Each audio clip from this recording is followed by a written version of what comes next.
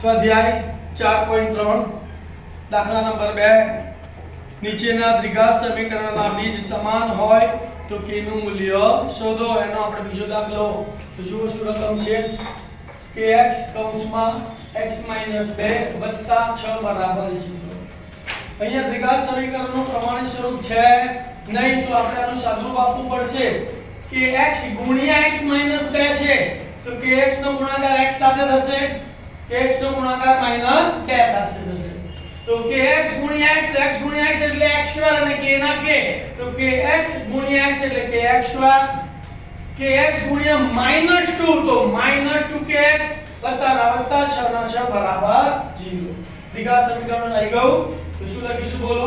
સમીકરણને દ્વિઘાત સમીકરણના પ્રમાણિત સ્વરૂપ એ x2 + bx + c બરાબર 0 સાથે સરખાવતા.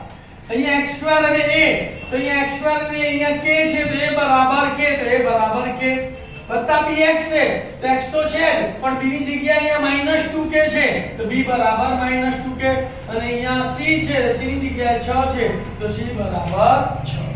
આપણને શરત આપેલી છે કે બીજ સમાન છે તો બીજ સમાન હોય તો વિવેચક b2 - 4ac ની કિંમત કેટલી લેવાની? 0. એમાં તમે abc ની કિંમત મૂકીને સાદુરૂપ આપો એટલે તમારો જવાબ આવી જાય.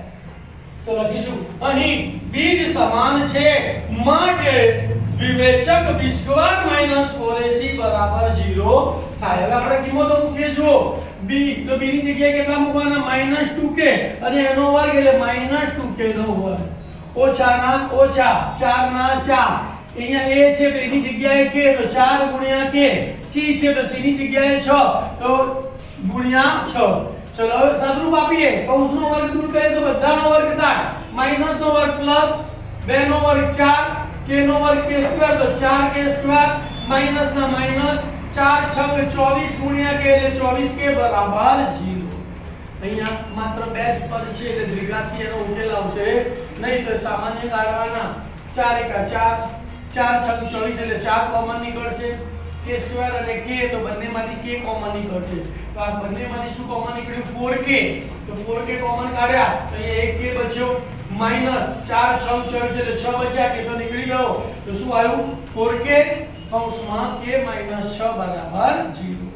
બંનેને 0 સાથે સરખાવી દઈએ તો માટે 4k બરાબર 0 અથવા k - 6 બરાબર 0. 4 ગુણાકારમાં સામે જાય તો ભાગાકારમાં તો k બરાબર 0 ભાગ્યા 4 -6 સામે ગયા તો +6 0 ભાગ્યા 4 એટલે 0 તો માટે k બરાબર 0 અથવા k બરાબર 6. ઉકેલ શું લખવાનું બોલો? k ની કિંમત 0 અથવા 6